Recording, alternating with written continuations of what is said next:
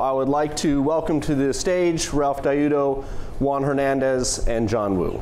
All right, so I think we'll start by just letting each of the panelists introduce themselves and give us a little bit of their background and what they're working on today. So we can start here with John. Great. So I'm John Wu, CEO of the Digital Securities Group at SharesPost. I came from the investing world. I was a technology investor at hedge funds like Tiger Management, Kingdom Capital, and then I ultimately ran my own hedge fund, SureView Capital, that was seeded by Blackstone. At SharesPost, what I'm creating for them and for all of us here is a platform where I consider it's a full stack solution for security token trading. And using that as our first node, I want to create and enable other exchanges to be able to trade security tokens in what I call a global liquidity and settlement system. My name is Juan Hernandez. I'm the CEO of OpenFinance Network. We are a trading platform for alternative assets, including security tokens. We've been operational since 2014, largely working within the crowdfunding industry, crowdfunding 1.0 as I like to call it, and ICO security tokens are crowdfunding 2.0 now. But so we've been active in this space, working with a lot of the major issuance portals in the crowdfunding and in the alternative assets sector. Now that we're expanding into security tokens and distributed ledger, here again we're striking partnerships with a lot of the major players in the space to bring a more collaborative industry together, to create standards, to create a new level of interoperability that benefits the entire industry. Hello, my name is Ralph Daiuto. I'm the Chief Operating Officer and General Counsel at tZero. tZero was formed in late 2014. It's really blockchain meets capital markets. The trade is the settlement, hence the name tZero. And so we have been very active on the regulatory side and the technology side. We did the first public issuance of a digital security in December of 2016. And our mission statement really is to build the first regulated security token exchange. Thank you very much. And I, of course, I'm Stephen McKeon. We met earlier. So, so let's talk about, so the title of this is Institutional Security Token Trading. Let's talk about what are some of the concerns that institutions might have, or what are the things that they're thinking about when they're engaging, with your exchanges. Maybe Ralph will start on the end and come back this way. I think you see a lot of institutional players sitting on the sidelines waiting for that safe haven, a regulatory compliant, exchange level trading venue for the secondary liquidity of this new asset class, these tokenized assets. So I think it's really incumbent upon us in the industry to build out that venue and do it, I think, with guidance from the SEC, certainly, and CFTC and others, that they want to see a regulated token environment. And I think once that's there, and once there is viable liquidity in a secondary trading arena, I think we're going to see far more institutional players get involved. Yeah, to echo some of that, certainly clarification. Clarity is the first thing that's needed. Clarity from the regulators, and they're starting to provide that, and you're starting to see more regulated entities start to develop technologies that meet and conform to that regulatory clarity that's being given now. And so as more and more of these players start to put out the building blocks, you'll start to see more participants and more institutional players start to partake. That's right. As we get more clarity in terms of the regulatory environment, the rails have to also be built, the infrastructure. Institutions right now, obviously, I think there's a panel already about custody. Institutions want to see liquidity, as Ralph just mentioned. They want to see issuers that are worthy of buying in a security token fashion. And they also need to be, I guess, educated in some sense in terms of why they need to do this versus a traditional security, or why not just invest in private market shares. So there's a lot that needs to be built out. And luckily, there's great companies like ours all here, and probably some of you in the audience all working on the same goals. So high quality assets, and I heard you mention custody, and I know this has come up on some of the previous panels. How do institutions think about custody? Is it different than the way a retail investor would think about custody? Are there requirements? I'm happy for anybody to jump in who's got thoughts on that. Yeah, most retail participants right now are just self-custody. You hold it in your MetaMask or some other wallet that you use, but for the institutional players to be able to actually partake in a real meaningful way, institutional custody needs to be resolved. I think when you look at custody, I think the regulatory oversight of custody probably ties into eventually how the institutions will look at custody. Certainly in our public issuance, one of the issues is custody and control of digital assets. In our case, FINRA, for example, they wanted to see 15c3.3 accounted for. So that's the customer asset protection of 15c3. And so from a good control location, I think if you look at it, if a SIPC trustee were to go into any of this environment, where would he point to where are those wallets and where are those assets held? And so solving for it in something that literally is in the FINRA rules is really the day two step of getting an SEC registered venue, like an alternative trading system, being a FINRA member firm, and then getting the approval and the specifics of exactly how trading would occur on that ATS, for example. In our case, it's then taking that ATS and now looking with our recently announced LOI with Box, so Box Digital Markets, it's really then taking the ATS, first acting as a facility of the exchange, but then literally putting an exchange wrapper on top of that. And so I think that will go a far way of answering the question of custody and eventually just the regulatory oversight. Great. Go ahead.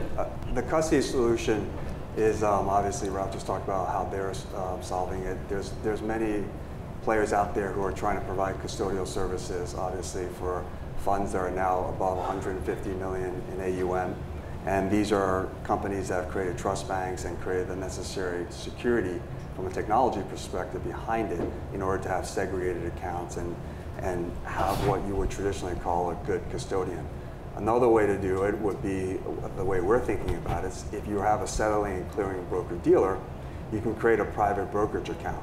And with the private brokerage account, if you can show good control and what the beneficiaries of the security tokens are or the securities, you can be the guy on the cap table as the one player, the street name guy, and then show the beneficiaries and provide custody in that way. And I think a lot of institutions will at first create a private brokerage account, maybe on our platform, and custody it that way.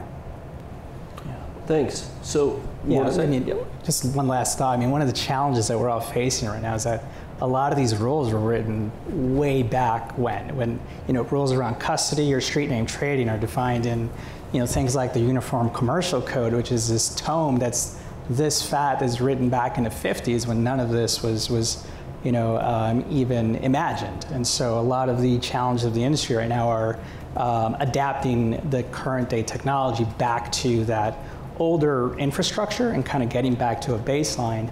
But what's exciting to me is once we're back at that baseline, then when we can innovate from within that framework, I think in the coming year or two, you're going to start to see a lot more innovative solutions around custodianship than just taking physical, doing cold storage, digging things in your backyard to maintain proper custody. I think you're going to start to see a lot more innovative solutions in that space. Might it be that one of those innovative solutions is around recovery?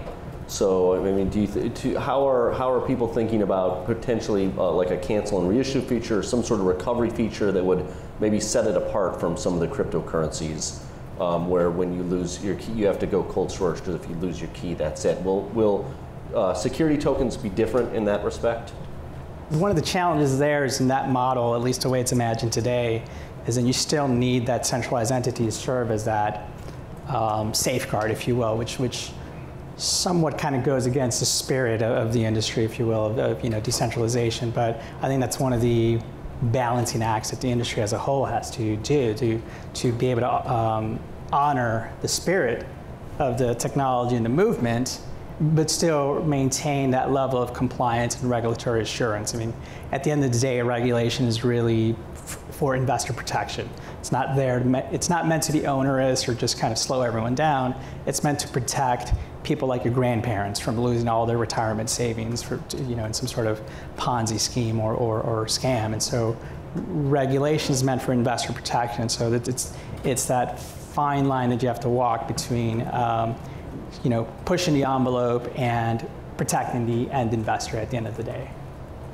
I think it's addressed really, if you have a permissioned ledger in the system. So, in our ecosystem for our public issuance back in 2016, for example, introducing broker, clearing firm, we had a transfer agent, and we had our ATS, Pro Securities, as an alternative trading system. If you look at all the books and records, each of those registrants had their own separate books and records of requirements. I think that gave FINRA and the SEC comfort in that ecosystem, you could always roll back and have an historical record. So I guess from a decentralization point of view, yes, that is not optimal of what the technology could do. But it certainly is an incremental step, I think, as we take steps forward of what the regulators are looking at and what the solutions will be and how we get there. Great. So just following up on the comment about ATS and broker-dealers, so that's something that I know all of your entities are pursuing or have acquired. I've heard different opinions on whether an ATS is required or for what sorts of things it's required.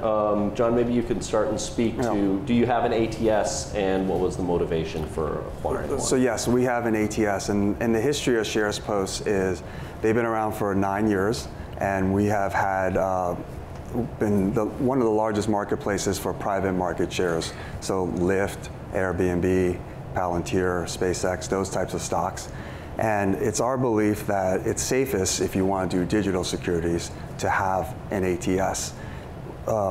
If you look back at the history of trading private market shares, they're very similar to digital securities in the sense that they're unregistered, uncertificated securities. So if you use that as an analog for where digital securities, which they are also unregistered, uncertificated securities, it's our belief that it's safest to have an ATS, and matching a trade is best done with an ATS to be compliant.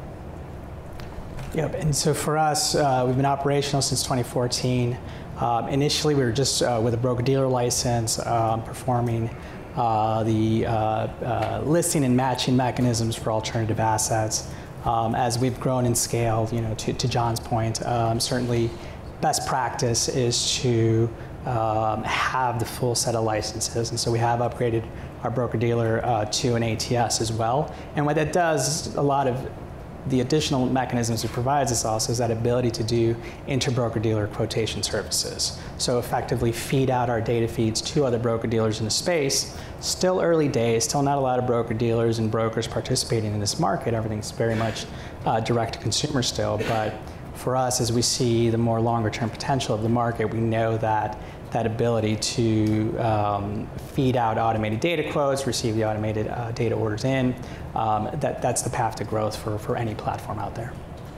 So for us, tZero was one of the first, if not the first, to file a Form ATS to match the buying and selling of digital assets for Pro Securities. That was in March of 2015. I think certainly in our public issuance of overstock shares in digital form, the ATS was a pivotal component in order to match those buy and sell orders for secondary trading in that environment. I think the Dow report on July 25th of 2017 certainly outlines not only the issuance must be in compliance with federal securities laws, but they really dictated that secondary trading must be performed for security tokens in one of two ways. One is on a national securities exchange, of which there is none today that's doing it, although I'd like to think with our Box DM joint venture that we will be a pioneer in that endeavor. And then secondly, pursuant to a proper exemption, and Regulation ATS is listed in that Dow report as a proper exemption and venue. I would point out, so there is a race now of people to say, taking that report and saying, let's go out and let's go get a FINRA broker-dealer and apply to become an ATS. The ATS is a way to trade these digital assets, or at least to match the buying and selling of orders on an ATS. I think there are some limitations on an ATS, and that's certainly something that we're looking to expand upon. And really by that, an exchange can set listing standards. And so for us, it's about building that regulated security token exchange to give the institutional and other players that comfort level. So not only listing standards, but then listing fees, market data, all things that are associated with an exchange that you cannot do on an ATS. And more importantly, with an ATS, or as importantly, right, there's open access to broker-dealers that subscribe to the ATS.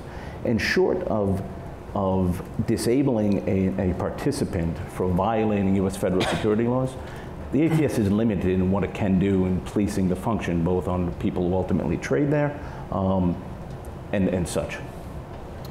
Great, so I want to come back to this idea of order routing you mentioned, and the idea that, you know, when we look at traditional securities, they might be listed in one place, like NASDAQ or NYSE, and then orders are routed out potentially to other electronic ECNs and whatnot, whereas like in digital securities, particularly cryptocurrencies, you might see them listed in different places where the price is getting dislocated in different exchanges. You mentioned a settlement network earlier, John. Maybe you could speak to, you know, how you think order routing or listing might work in this space. In terms of, excuse me, in terms of order routing, in the crypto space right now, there are individuals or traders or institutions that actually create their own algos and plug into APIs of the various exchanges and have accounts at the various exchanges. So they're kind of creating their own second layer of order routing, even though it's less efficient and definitely not as flexible as a true smart routing mechanism. But that's the best there is right now. I think ultimately over time, we're going to see things that are more like a compliant, fast, decentralized exchange. But that's really down the line. And especially with security tokens, I think we go back to Ralph's first point, was that we need liquidity first before we even can worry about order routing. And certainly there's a need for standardization. Right now, there's a lack of structure in this space, and you see a lot of these early security tokens all have very differing interfaces, if you will, in their smart contract layers, and makes it very difficult to actually trade them in a compliant fashion, because there are no rules around them. So they're out there in the wild, and once these things get out in the wild, it's hard to pull them back in. And so there are, you know, several firms working on effectively smart security standards. Our firm included. We have a S3, the smart security standard format that we're putting out. But we're working with our partners who are also developing their own standards, and we're trying to create a standard of standards, if you will.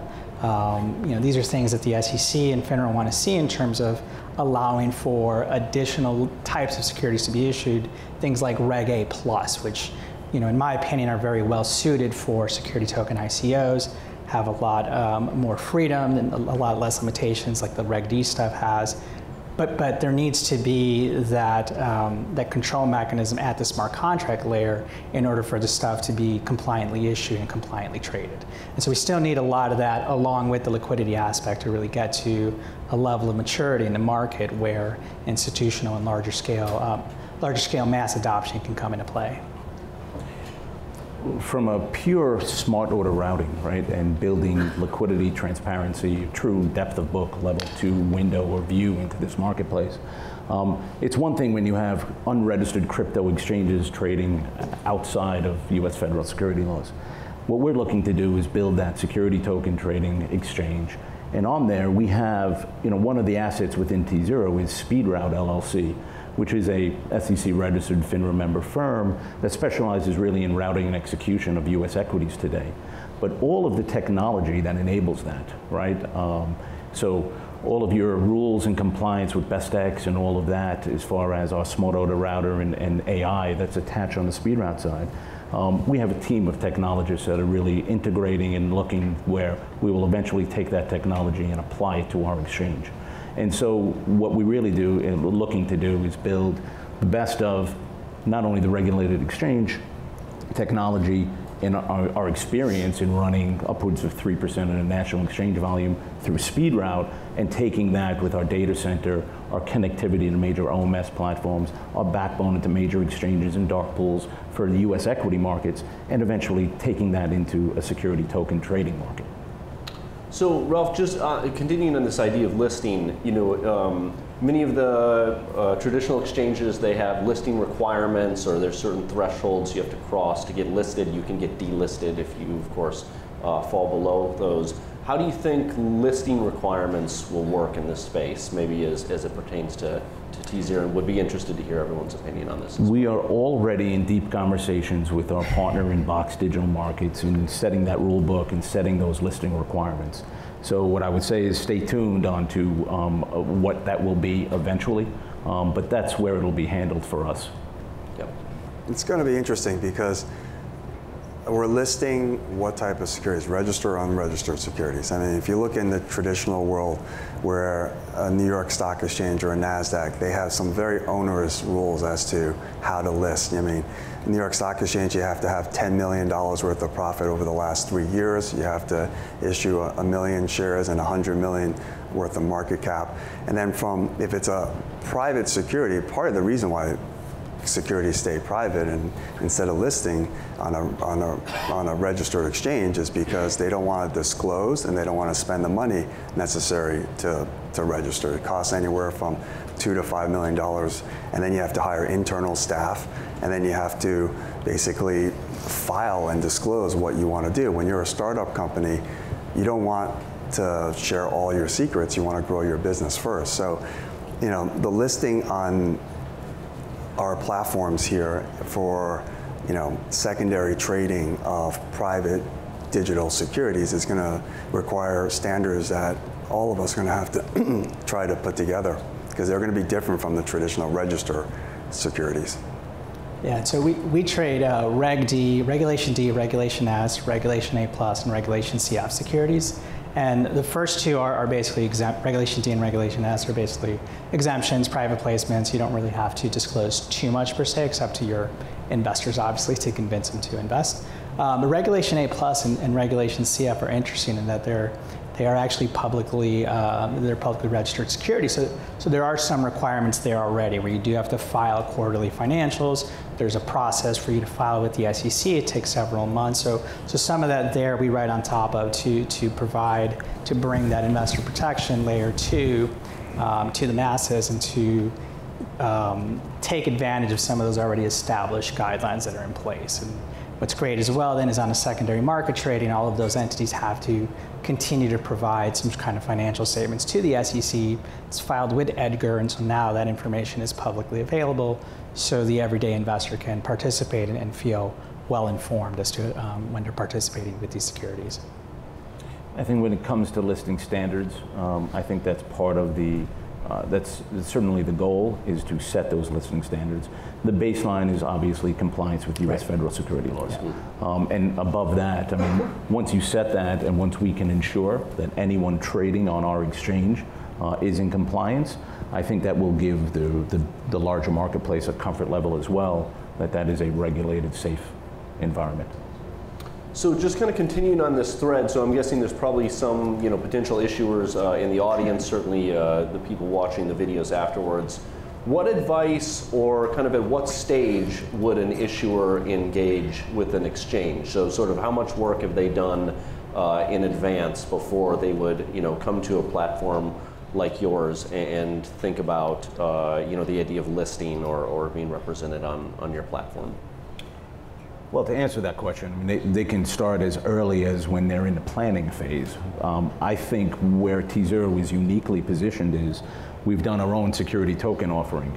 And I can venture to say that unless you've gone through that process, we're doing the Reg D, concurrent Reg S, 506C, enhanced accreditation. That entire process has been an unbelievable learning curve. We're in a nascent industry overall, and so the understanding from A to Z of how to do an issuance and do it compliant as a security token is, I think there are few and far between the number of players that probably have done it in execution, or be it can hold themselves out as experts. Ultimately, we're already at that last stage of saying we want to build that trading environment. But we've done a lot of legwork in order to educate ourselves and really regulators on our process all along. So is it too early? I think it's never too early to reach out. We get a lot of phone calls and a lot of interest of issuers on every phase of where they're at in the life cycle, if you will. So we field those calls.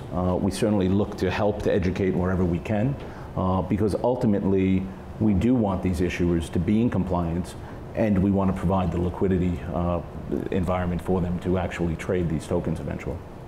It's such a nascent stage right now, and issuers need to stay up to date on the ever-changing best practices. So they should definitely engage with all of us here in terms of having a place to land, but they should also engage also with guys who know the best practices at the earlier stage, at the issuance level, like the guys you had earlier, like a Satis or other players who are, who have customer service basically for educating issuers what they need to do things in terms of the best practices.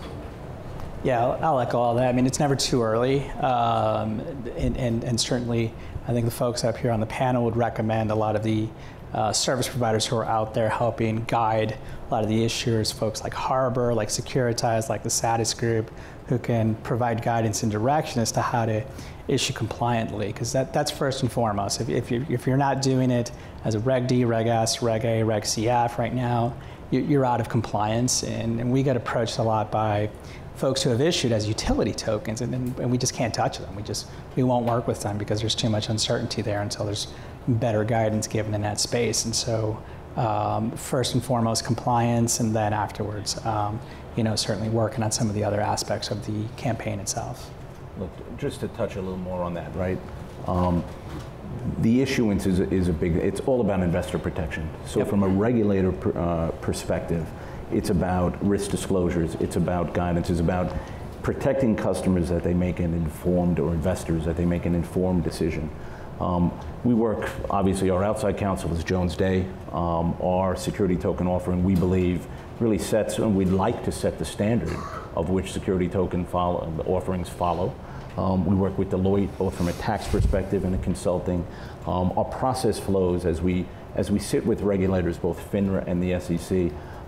It's really about outlining exactly how the technology, together with the different registrants in our ecosystem, but again, it starts first and foremost with the issuance, and the issuance itself is that private placement document and a Reg D or Reg S offering, and it's about disclosure. And beyond just the legal, I'm going to chime in here with some technology insights. It's beyond just obviously legal and disclosures and the proper filings and documents. Paying attention then to the technical structure of the token you're about to issue is critical as well. I think a lot of the tokens that came out last year in the security token space are having to reissue this year, because the technology they went out with is very, more nascent than it is today, very, very early days, but a recognition now that they're trying to trade in the secondary market that there is severe limitations to the token structure, the technology structure that they went out with. Now that there's a little bit more development in the space, more mature players in the market, they're aligning themselves with those players to reissue their token to make them eligible to trade on trading platforms like ours. So the word FINRA has come up a couple times, and I'm wondering how is, to the extent you've engaged with FINRA, how is FINRA viewing this space? Are they viewing it differently than the way they would interact with other exchanges? And do you think there will be other self-regulatory organizations, or is this all going to be sort of encompassed within FINRA? Happy to hear thoughts from anyone. I think purely from an SEC guidance point of view, right? To the extent that these are going to be compliant with U.S. federal security laws, you have the SEC, and to the extent that you have introducing brokers, so anytime an introducing broker is introducing customer accounts on any level, they have to be a FINRA member firm. And therefore, FINRA will regulate these broker-dealers. From an overview of where, or working with FINRA, I can tell you that we started early on, right? So we filed the ATS in 2015. We filed an S3 registration statement with the SEC for the overstock preferred shares in the summer of 2015. That was deemed effective in December of 2015. FINRA immediately walked into our offices, because we do run 2 FINRA member firms, and they really were very open to the idea of educating and understanding what we had planned. And we opened up a very good dialogue, and so it was basically making sure that they weren't reading about something in tomorrow's paper, something we did today, keeping them fully apprised, And that literally opened up really an educational roadshow with offices from Rockville, Maryland, Washington, D.C., New York, all the way out to District 2 in California. And David Green, the head of District 2 out there, was a very big proponent of what we were doing. So I have nothing but good things to say overall with FINRA. Of course, would we like it to have gone quicker? Absolutely, but like anything else on the business side, you always want business to drive. But I will say overall, it's been a good working relationship. I sit on FINRA's Industry FinTech Committee. I have an open dialogue, and I welcome the opportunity to do that and be part of that process. Yeah, I think that's the key, the open dialogue. And every time we speak to them, the conversation gets better and better and better, and we're moving down towards the right area. Yeah, the overarching direction that's been provided is these are securities like anything else, right? The heyday of utility tokens in 2017, you know, the unregulated mayhem that had occurred then. I think certainly now the direction is very much that these are securities just like all other securities are today. There's existing rules, there's guidelines, there's frameworks that need to be adhered to. And again, at the end of the day, it's for the protection of the investor, for the protection of all the folks in this room.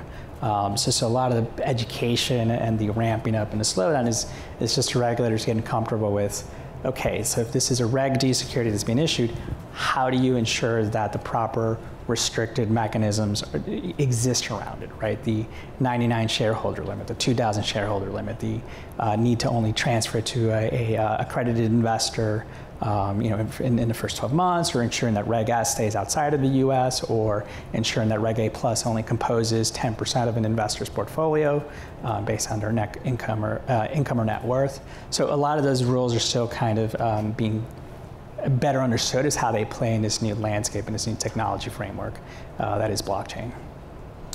All right, so we're in about the last 10 minutes of the panel. I'd be interested to hear some initiatives that you're working on. You mentioned the partnership with Box. Do you see more partnerships like that occurring, or maybe you could tell us a little bit about what tZero and Box are working on? Sure. I mean, obviously there are some limitations because we're in the middle of our definitive agreements and moving forward with our. But in an overview, it's really just what an exchange can do vis-a-vis an ATS, and the excitement that we have, what we believe is really game-changing as far as blending the technology team that tZero has, the experience in running U.S. broker-dealers, and then partnering with a staff like at Box, where you have a seasoned staff of running an exchange.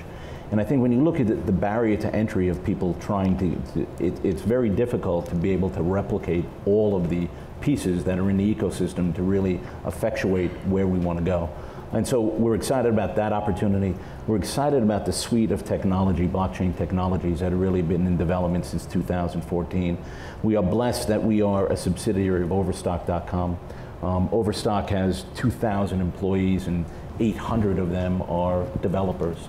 And so we have the access to really cherry pick and pull the best of the different projects and different silos. We are in the process of doing that. When it comes to smart contracts and token design, you know, we're excited about what a tokenized asset can look like as opposed to the limitations of a physical certificate, and building in the equivalent of a digital legend, if you will, that can not only enable us to do the Reg D offering, a one-time transfer to a Reg S holder, for example, and all of the things in managing that cap table, if you will, and register that technology enables you to do. So we're excited on that front. I can tell you globally the interest is as great outside of the US, if not more. Certainly we've spent a lot of time globally, and so from a pure technology play, everything that we're building from a platform level with tZero, we think that there are exchanges around globally that would eventually want to use similar technology, if not license deals with us in partnerships. So that's our excitement. Our excitement is to focus on building that first regulated security token exchange in the US, and then globally to be strategic partners from a technology perspective. Great. And Juan, I know that OpenFinance is engaged in some partnerships with various compliance protocols. Maybe, I'm very interested in this idea of interoperability. Maybe you could speak to how that works. Yeah, for us, it's early days still in the whole market, and a lot of the different participants that are out there are still finding their path and finding that product market fit and a customer base to really bring security tokens to where we all think they can be to that next level. And so we've taken a very open and collaborative approach with partnering with initially a lot of the security token issuance platforms, folks like Harbor, Securities, Polymath, TokenSoft, the Satis Group, the Argon Group, some of the other players in the space. And alongside with those folks, also working with custodians and transfer agents from more traditional alternative asset markets and bringing them into this new crypto capital markets, if you will, because there's certainly a lot of excitement from other institutional players that have worked in alternative assets. There's a lot of excitement for them to come into this new market and figure out how they can play. So these are folks like Pensco, like Kingdom Trust has already started stepping into crypto. On the transfer agent side, there's folks like VStock, who I believe is here today, and several other transfer agents who, like CoreConnex, who again want to figure out how do they play in this new crypto capital markets, and how can they help build this collaborative network so that as a whole, collectively, the industry can take advantage of blockchain technology and leverage it to streamline and grow the market. So that's been our approach. That's what we've been largely focused on. Our start was back in 2014, shortly after the Jobs Act started. And the whole intent of the Jobs Act was really to democratize finance, to make capital markets more accessible to small companies, and to make unique investment opportunities more accessible to the everyday investor. So that these private investment opportunities would not just be available to the accredited, 1%, 2% of the population. So we've taken that same spirit, that same approach in how we've gone to market, and we feel that that's going to not only drive success for us, but for the market as a whole as well. Great. So with just 5 minutes left, maybe each of you could just do a minute or so on sort of where you see what's the near term, as we've done on some of the other panels. Where is this space evolving to in the next, say, 12 to 24 months? What will we see in terms of issuers, and since the title of the panel is institutional security token trading, like to what degree will institutions start jumping into this market in the near term? So I think in the next few years, you're going to see, and I guess we all believe this, otherwise we wouldn't be up here, there's going to be a flood into security tokens. If we look at the issuance on traditional global securities, there's about $1 trillion of issuance in dollars a year. And my prediction for the next couple of years is that if we just eat into 50 beeps of that, that's $5 billion of volume easily. And the infrastructure and the rails are all being built. I think one of the things that we are all very excited here is not just that our focus in the US, but also I think in the next couple of years, you're going to see globally other jurisdictions decide on how to regulate and how to make trades compliant. So the thing that we're doing that I'm the most excited about is creating this global network of settlement and compliance by inviting not only our own ATS, but the equivalent of secure settlement providers and compliance providers in other jurisdictions, so that we have a network of providers, so that we're almost creating a settlement and compliance as a service for any exchange, for any decentralized exchange, so they don't have to go out there and find the licenses and break this process up in two, so they can just worry about matching and finding liquidity and have a compliant trade.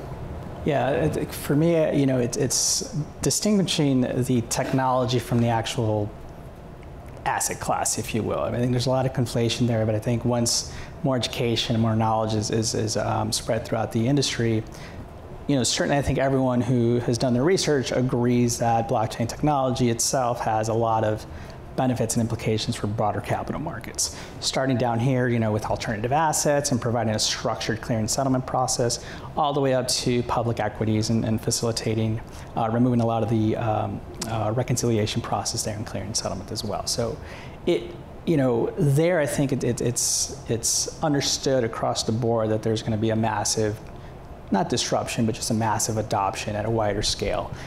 And then once you think about the asset class itself, then there, I'm really excited there about the newer opportunities that can start to spring forward, because a lot of what we're seeing today is security tokens adhering to basically just what non-crypto assets are being, right? They're just digitizing analog assets. And so once we start moving past that into creating truly innovative security types, truly distinguishing opportunities for investors to participate in, that's when I think there's going to be a larger scale adoption where institutional players can start to participate. Certainly we still have to solve the custodianship issue and liquidity issue, but once you've kind of gotten past those basic building blocks, you'll start to see a flourishment of innovation. When I'm asked about a vision of the next few years, Bob Greifeld, former chairman of NASDAQ, recently said a quote that 100% of the stocks and bonds on Wall Street could be tokenized today. In 5 years, 100% of the stocks and bonds on Wall Street will be tokenized. I think that's a very telling quote. I think it certainly serves as an indication of where this industry is headed. I think both, if you look at that quote and understand that the technology to enable that to happen, so many things, this world will look a far different place 5 years from now. And I think then, coupled with that, it's really the tokenization of multi-asset classes. We can talk about securities as one asset class, but it's across the board of where blockchain will meet those asset classes. And for us, it's literally still building out that liquidity environment, secondary trading of all of those asset classes. Great. Ralph, Juan, John, thank you very much. That concludes this panel. Let's give them a hand.